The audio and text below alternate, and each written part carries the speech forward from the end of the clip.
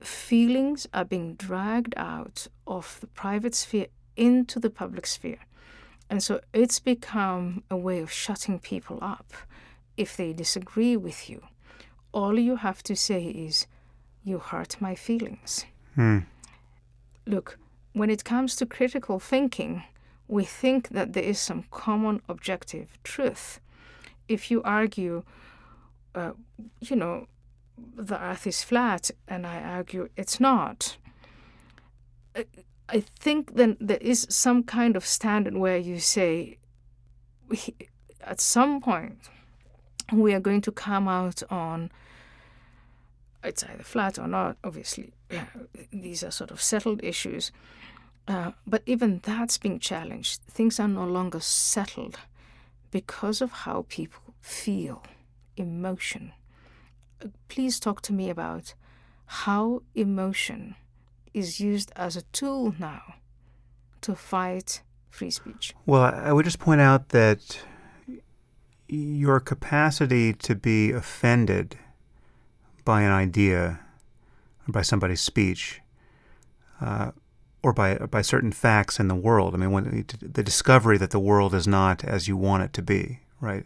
The strength of your feeling in those cases is not something that anyone needs to respect about you. And in fact, it's not something that you should respect about yourself, right? It's something that should put you on your guard that you may in fact be misleading yourself or disposed to mislead yourself. Because if you have such a preference for things being one way or the other, those are precisely the situations where you're not disposed to look at the evidence clearly, right? I mean, that's why we have concepts like cognitive bias and wishful thinking and confirmation bias and cherry picking. And I mean, we know what we do under conditions like this, and it's not dispassionately weigh the evidence and the arguments and come up with the clearest picture of reality. And we do want the clearest picture of reality. At the end of the day, I mean, it's not to say that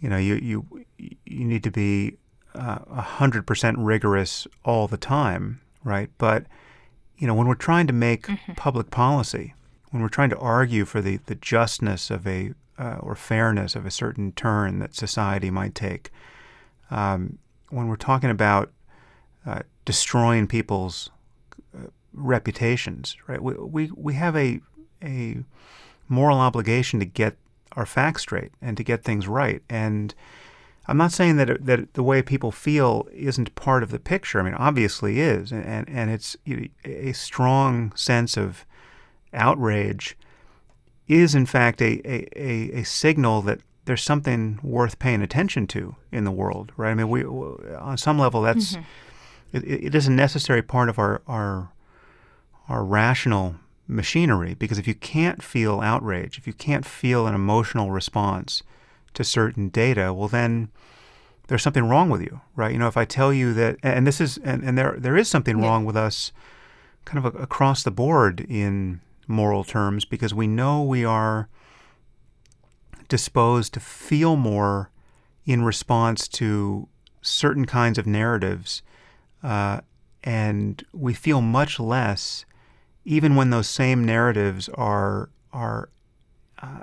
anchored to statistics that show a much larger problem. So if I tell you about one little girl who is starving to death, you will be the most committed to doing something. Your altruism and your compassion will be most invoked. But if I tell you about 10 little girls or 10,000 or 1,000,000, right, you begin to lose interest, right? So we really don't care much about genocides, but we care a lot about a cat that gets stuck in a tree, right? And this is a bug, not a feature, right? This is something we need to correct for. But the reality is that all we have is good faith, open-ended dialogue about facts by which to guide us here. And it's not that feelings are irrelevant here. We need to feel an appropriate emotional response to the most dangerous things that happen in the world and the greatest harms that are committed. I mean, that's where we should be feeling strongly. But so many people have it upside down, where they feel the strongest response to the least significant things, and they can't be goaded to even care about some absolutely outrageous and destabilizing harms that are showing up in the world every day.